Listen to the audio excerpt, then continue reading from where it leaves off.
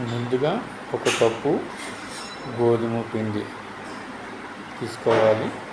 తర్వాత అలాగే కాస్తంత పచ్చిమిరపకాయలు, కాస్త ఉల్లిపాయలు, కరివేపాకు, కొత్తిమీర, అలాగే క్యారెట్ ముక్కల్ని తరుక్కొని పెట్టుకోవాలి. పెట్టుకున్న తర్వాత వీటన్నిటినీ కూడా తగినంత ఉప్పు కూడా మనం సిద్ధం చేసుకుని పెట్టుకోవాలి. ఊతప్పం, గోధుమ పిండితో ఊతప్పం తయారు చేసుకునే విధానాన్ని ఇప్పుడు మనం తెలుసుకుంటున్నాం. ఇలాగా కావలసిన పదార్థాలన్నీ రెడీ చేసుకున్నాం కదా. రెడీ చేసుకున్న తర్వాత క్యారెట్ ముక్కలు తరుక్కుని చక్కగా ఆ యొక్క ఉల్లిపాయ, పచ్చిమిరపకాయలు ఇవన్నీ కూడా నీళ్ళల్లో శుభ్రంగా ఫస్ట్ కడిగేసుకుని ఆ గోధుమ పిండిని మనం నీళ్ళల్లో కలుపుకొని కాస్త పక్కన పెట్టుకోవాలి.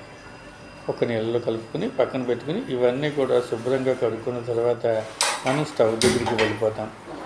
ఈ పదార్థాలన్నింటినీ కూడా మెల్లిమెల్లిగా చక్కగా పెనం పెట్టుకుని ఆ పెనం వేడెక్కి లోపలిగా మనం ఇప్పుడు తయారు చేసుకున్నటువంటివన్నీ కూడా సిద్ధం చేసుకున్నవన్నీ కూడా అందులో కలుపుకుంటాం అన్నమాట.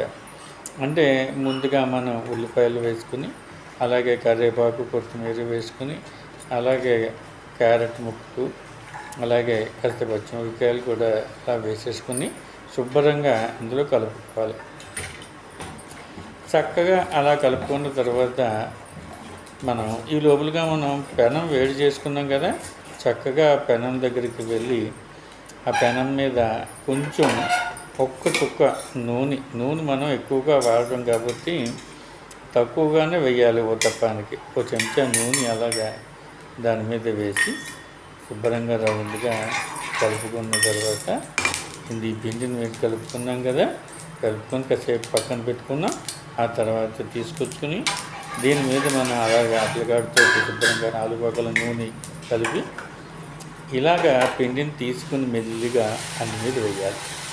అలా ఒక 2 గరిటెలు వేసి చక్కగా మెల్లిగా లావుగానే ఊతప్పం కదా మరి అలా లావుగా పిండిగా వేసుకున్న తర్వాత మెల్లిగా పక్కన ఉన్నటువంటి పళ్ళాన్ని తీసుకుని సారి మళ్ళా నూనె అలా వేసుకున్న తర్వాత అక్కడ ఒక పళ్ళెం లాంటిది ఉంటే కనుక దాన్ని తీసుకునే ముందు మనం దాని మీద మూత పెట్టుకోవాలి.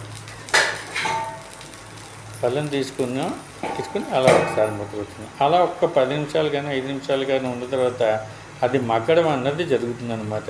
మగ్గేదాకా మనం అలా ఒక్క 10 నిమిషాలు అలా వదిలిపెట్టేసి చక్కగా మగ్గిన తర్వాత ఆ మూత తీసి చూడాలి.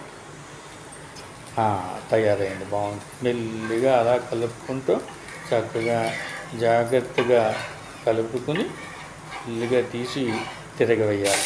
చేసామా? చక్కగా ఎలా అవుతుంది చూసారా? ఎంత చాలా బాగుంటుందంటే ఇది ప్రతి ఉదయం కూడా చేసుకుని తింటే ఆరోగ్యానికి చాలా మంచిది. గోధుమ పిండి కూడా మనకి చాలా మంచిది పనిచేసుకుని చెప్తారు కాబట్టి ఇలాంటి పదార్థాలు అన్నీ కలుపుకొని ఈ గోధుమ పిండితో ఊతప్పాన్ని తయారు చేసుకుని ఉదయాన్నే అల్పాహారంగా కానీ మనం తీసుకున్నట్లయితే శరీరం చాలా బలంగా, దృఢంగా తయారవుతుంది. ఇది మేము చేసి తిన్నాను కాబట్టి చాలా రుచిగా కూడా ఉంది, చాలా చక్కగా కూడా ఉంది, చాలా బాగుంటుంది. ఇలా తీసుకుని పక్కన పెట్టుకుని మన ఇంట్లో ఉన్నటువంటి పచ్చళ్ళతో, ఆవకాయతోటి కానీ దేనితో కానీ పచ్చళ్ళలో నంచుకుని ఉదయాన్నే తింటే చాలా బాగుంటుంది. శ్రీమాత్రే నమః.